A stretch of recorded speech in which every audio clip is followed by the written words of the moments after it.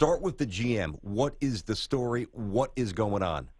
Well, so, look, it's very complicated and hard to explain all the layers to it, so I'll try and summarize it as quickly as I can. As you guys know, and as you guys alluded to, it's always a circus around here. It's always been a circus. It always will be a circus. It'll never stop ending.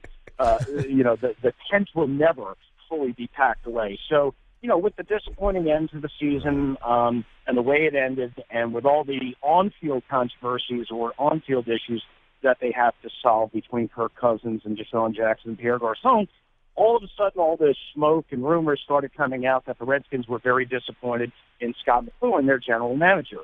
And, you start poking around, you start talking to people, you start hearing things, you start hearing, again, struggles in a lot of different ways. You start hearing about leaks, you start hearing about their frustration, and ultimately it led to a lot of different reports and speculation, as you are probably all aware, from a team employee on a team-owned radio station.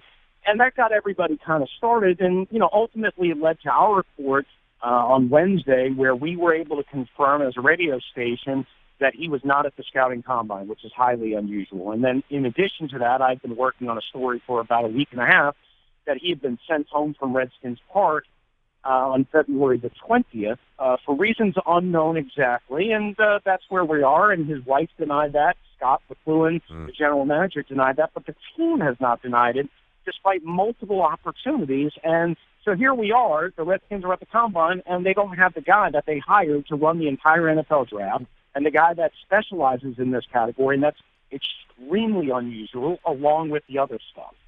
I don't know, you use the word unprecedented, not you, but I'm saying in general, when you use the word unprecedented, you can kind of come back to bite you, so I don't know if I want to use it here, but it seems relatively unprecedented that a GM whose sole job is to construct the roster isn't where all the players are. There's obviously something deeper to this. This is ridiculous, and we know that speculation could obviously get irresponsible, but it just seems incredibly personal. I mean, it doesn't seem like it's a football thing as much as it is somebody who might be trying to get his life back in order. Is that a fair assertion? Oh, absolutely. And look, the public rationale, and again, I want to be careful here, is that he was dealing with the death of his grandmother, who did indeed pass away, but she passed away on February the 6th, and funeral services were on February 13th. And he told people, as this story was kind of breaking on Wednesday night, that he was dealing with funeral arrangements and funeral services for his 100-year-old grandmother, which certainly is plausible, and wish family the best. And we all understand that death is not an easy thing to process and deal with. But, I mean, it's hard because there's a lot of other stuff and a lot of other smoke.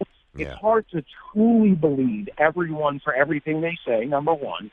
In addition, it would be more than understandable if, say, he was late in arriving at the scouting combine in Indianapolis, but he told my colleague Brian McNally at 106.7 The Fan that he wasn't coming at all.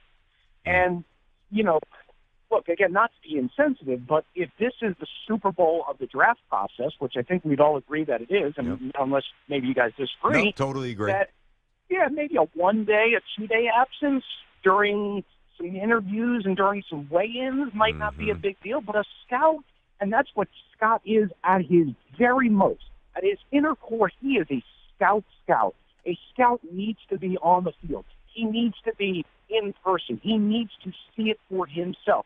Tape shows you a lot, but your eyes in person tells you almost everything else. And he's not there, which is really, really strange. Yeah, this doesn't sound good. We're talking to Chris Russell, of course, my old buddy, but more importantly for this, he's out in D.C., 106.7 The Fan, and he's piped in with the Redskins. Chris, it feels like we're dancing around the actual story. Is Scott McCloughan back on having an issue with his drinking problem that was previously reported? Tiki, I mean, look, I can't tell you that I haven't been told and heard a lot of evidence to that, but I can't specifically. It would be irresponsible of me to say I know for sure because I have not seen it with my eyes. But if I told you that I probably received 200 different, allegations or people that have said, hey, this, that, or something similar to that, I mean, again, I want to be clear. I have not seen it with my own Yeah, no, and I don't want to get you. respect I don't want to put you down in a Right. position where you Right. obviously are. It's untenable with you and the Redskins. But who is Sure. taking over the role? I mean, because obviously they're in negotiation with Kirk Cousins right now. I know Doug Williams has Right. been more heavily involved. Yeah. Obviously, Bruce Allen is there, and he was previously the GM. Who's doing this in Scott McCloughan's stead? Yeah, so it's really a tag team, and you mentioned a couple of the key guys. Bruce Allen has run everything. He was the actual general manager for a year between the time that they fired Mike Shanahan and the time that they brought in Scott McCloughan. He's been the president for the last couple of years. He was the vice president, along with Mike Shanahan for the 4 years that those two gentlemen worked together. So Bruce Allen really runs everything and always has. And then when you look at a guy like Doug Williams, who everybody knows the significance of what Doug Williams achieved in his NFL career, and I've known Doug for a couple of years, he has taken on a much more advanced role, especially over the last 2 weeks with everything going on. And then on top of that, a guy that probably nobody knows, but is the son of the late now Marion Campbell, Scott Campbell, has been running the Redskins scouting and college scouting department for probably 13, 14, 15 years, somewhere in that range. They're basically kind of tag teaming the whole college personnel, the whole scouting, the whole NFL draft type thing. And Scott McCloughan is still employed by the Redskins.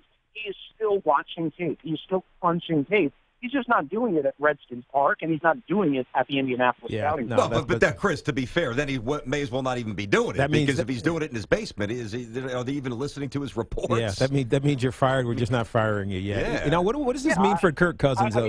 Certainly, you can question all of that, guys. I mean, the chain of command around here never quite honestly makes sense. Yeah. And that's part of the problem. Yeah. You know, you played for the New York Giants, and I'm not saying the Giants did everything right or do everything right, but there was a very, as far as everything I knew, a very clear chain of command in terms of how they do things and how things run, and it really didn't deviate as far as I knew. And I'm not saying that the Giants are perfect or anything like that. I'm just saying that nothing that is done normally by winning organizations and stable franchises in the NFL is done in Washington. No, listen, there's a few of those teams. Mine's one of them, the Jets. I get it. They're on the list. They're a mess. Talking to Chris Russell out in D.C., 106.7 The Fan. Chris, it would obviously be complex if there's a sign and trade. We don't have a ton of time, but give us, number one, your quick opinion and ceiling of Kirk Cousins, and then what you think actually happens contractually. Well, I think they totally and completely screwed up the entire situation last summer when they could have signed him reasonably for a long-term deal, and they did. So they dropped the ball with that. So now they've exclusive franchise tagged him. They say they're not going to trade him. They're going to sign him to a long-term contract. I believe it when I see it. There's still significant difference between the two sides. They can still trade him, despite what Bruce Allen said yesterday. They can still trade him. It's just they control the market. They have to initiate trade talks with another team, and then ultimately Kirk Cousins might be able to receive permission to sign a long-term deal with that team. He says, or the sources close to the situation say he'll only sign a long-term deal with Kyle Shanahan and the San Francisco 49ers. So for right now, it appears the Redskins are going to try and get a long-term deal done, but it is a major, major risk, guys. All right, scale of 1 to 10, then we really got to bounce. How hot right now is Gruden's seat entering the season?